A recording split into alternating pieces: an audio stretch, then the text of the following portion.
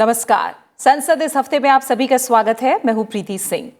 संसद इस हफ्ते में हम बात करेंगे assisted reproductive technology regulation bill की।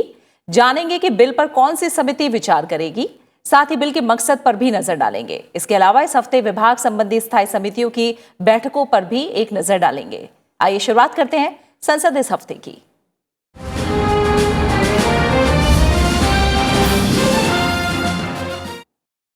Assisted reproductive technology regulation bill 2020 यानी समर्थित प्रजनन प्रौद्योगिकी विनियमन विधेयक पर स्वास्थ्य और परिवार विभाग संबंधी संसदीय स्थायी समिति विचार करेगी। राज्यसभा के सभापति एम वेंकैया नायडू ने लोकसभा अध्यक्ष ओम बिरला के साथ परामर्श के बाद इस विधेयक को स्वास्थ्य और परिवार विभाग संबंधी संसदीय स्थायी समिति के पास भेजा है। यह विधेयक महिलाओं के कल्याण की दिशा में ऐतिहासिक कदम है। संसद के मॉनसून सत्र के दौरान लोकसभा में 14 सितंबर को assisted reproductive technology regulation bill 2020 पेश किया गया था। मॉनसून सत्र के दौरान ये विधेयक संसद से पारित नहीं हो सका था। अब इस विधेयक पर स्वास्थ्य और परिवार कल्याण विभाग संबंधी संसदीय स्थायी समिति विचार करेगी।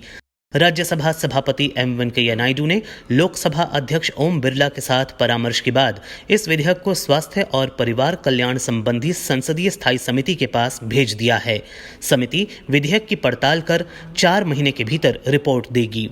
केंद्रीय कैबिनेट ने फरवरी में इस विधेयक को मंजूरी दी थी। ये विधेयक महिलाओं के प्रजनन अधिकारों के संरक्षण की दिशा में ऐतिहासिक कदम है। इसके जरिए देश में सहायक प्रजनन प्रौद्योगिकी सेवाओं को विनियमित किया जाना है। महिलाओं के प्रजनन अधिकारों की रक्षा और संरक्षण के लिए केंद्र सरकार की ओर से मंजूर किए गए अनेक कानूनों की दिशा में ये नवीनतम कदम है। इसमें देश में सहायक प्रजनन प्रौद्योगिकी सेवाओं में सुरक्षित और नैतिक तौर तरीकों को अपनाने के अनेक प्रावधान किए गए हैं। इस विधेयक के जरिए राष्ट्रीय बोर्ड, राज्य बोर्ड, नेशनल रजिस्ट्री और राज्य पंजीकरण प्राधिकरण सहायक प्रजनन प्रौद्योगिकी से जुड़े क्लिनिकों और सहायक प्रजनन प्रौद्योगिकी बैंकों का नियमन और निगरानी करेंगे। राष्ट्रीय बोर्ड क्लिनिकों और बैंकों में रखे जाने वाले विशेषज्ञों के लिए न्यूनतम मानक तय करने के लिए आचार संहिता निर्धारित करेगा। इसका पालन क्लिनिक में काम करने वाले लोगों को करना होगा। कानून बनने के बाद केंद्र सरकार की ओर से अधिसूचना जारी करने के 3 महीने के भीतर राज्य और केंद्र शासित प्रदेश इसके लिए राज्य बोर्डों और राज्य प्राधिकरणों का गठन करेंगे। राज्य बोर्ड पर संबंधित राज्य में क्लिनिकों और बैंकों के लिए राष्ट्रीय बोर्ड की निर्धारित नीतियों और योजनाओं को लागू करने की जिम्मेदारी होगी। विधेयक में केंद्रीय डेटाबेस के रखरखाव और राष्ट्रीय बोर्ड के कामकाज में उसकी सहायता के लिए राष्ट्रीय रजिस्ट्री एवं पंजीकरण प्राधिकरण का भी प्रावधान किया गया है। विधेयक में उन लोगों के लिए कठोर दंड का भी प्रस्ताव किया गया है जो लिंग जांच, मानव भ्रूण या जनन कोष की बिक्री का काम करते हैं और इस तरह के गैर कानूनी कार्यों के लिए एजेंसियां चलाते हैं। विधेयक के कानून बनने से सबसे बड़ा फायदा ये होगा कि देश में सहायक प्रजनन प्रौद्योगिकी सेवाओं का नियमन बेहतर तरीके से हो सकेगा। बांझ दंपतियों में सहायक प्रजनन तकनीक यानी असिस्टेड रिप्रोडक्टिव टेक्नोलॉजी के तहत नैतिक तौर तरीकों को अपनाए जाने को लेकर ज़्यादा भरोसा पैदा होगा। पिछले कुछ वर्षों के दौरान असिस्टेड रिप्रोडक्टिव टेक्नोलॉजी यानी ART का चलन काफ़ी तेज़ी से बढ़ा है। ART केंद्रों और हर साल होने वाले ART चक्रों की संख्या में सबसे ज़्यादा वृद्धि दर्ज करने वाले देशों में भारत भी शामिल है। वैसे तो इन विट्रो फर्टिलाइजेशन यानी IVF समेत सहायक प्रजनन तकनीक ने बांझपन के शिकार तमाम लोगों में नई उम्मीदें जगा दी हैं, लेकिन इससे जुड़े कई कानूनी, नैतिक और सामाजिक मुद्दे भी सामने आए हैं। इस वैश्विक प्रजनन उद्योग के प्रमुख केंद्रों में अब भारत भी शामिल हो गया है। यही नहीं, प्रजनन चिकित्सा पर्यटन का भी चलन तेजी से बढ़ता जा रहा है। भारत में इससे संबंधित क्लिनिक अब IUI, IVF, ICSI, PGD और गर्भकालीन सरोगेसी जैसे लगभग सभी तरह की ART सेवाएं मुहैया करा रहे हैं। हालांकि भारत में इस तरह की अनेक सेवाएं मुहैया कराने के बावजूद संबंधित प्रोटोकॉल का अब तक कोई मानक नहीं बन पाया है। असिस्टेड रिप्रोडक्टिव टेक्नोलॉजी के नियमन का मुख्य मकसद संबंधित महिलाओं और बच्चों को शोषण से संरक्षण देना है। Bureau report, Rajya Sabha TV. इस हफ्ते संसदीय विभाग संबंधी कई स्थायी समितियों की बैठक हुई। इन समितियों में परिवहन, पर्यटन और संस्कृति संबंधी स्थायी समिति, सूचना प्रौद्योगिकी संबंधी स्थायी समिति के साथ ही स्वास्थ्य और परिवार कल्याण संबंधी संसदीय स्थायी समितियां शामिल हैं। समितियों की बैठक में कई महत्वपूर्ण मुद्दों पर विचार किया गया। परिवहन, पर्यटन और संस्कृति संबंधी संसदीय स्थायी समिति की बैठक 6 अक्टूबर को हुई। पुनर्गठन के बाद टी.जी. वेंकटेश की अध्यक्षता में समिति की ये पहली बैठक थी। बैठक के एजेंडे में पर्यटन मंत्रालय की 2020-21 के लिए अनुदान की मांगों पर 275वीं रिपोर्ट में शामिल समिति की सिफारिशों और टिप्पणियों पर सरकार की ओर से कार्रवाई की मसौदा रिपोर्ट को स्वीकार करना शामिल था।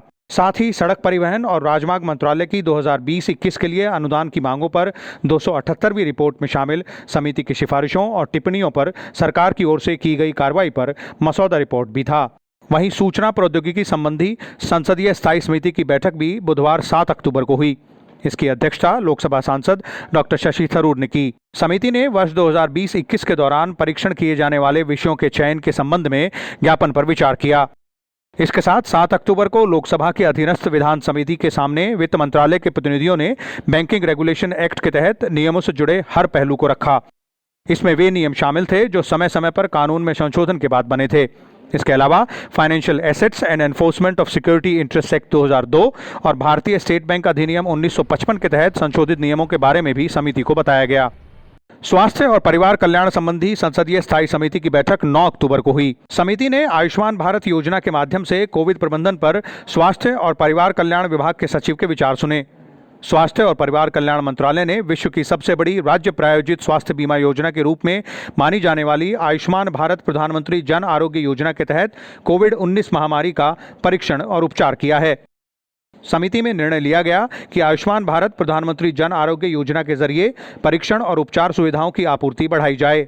साथ ही इस काम में निजी क्षेत्र की भागीदारी को भी बढ़ाया जाए। राज्यसभा सांसद रामगोपाल यादव को स्वास्थ्य और परिवार कल्याण संबंधी संसदीय समिति का अध्यक्ष नियुक्त किया गया है।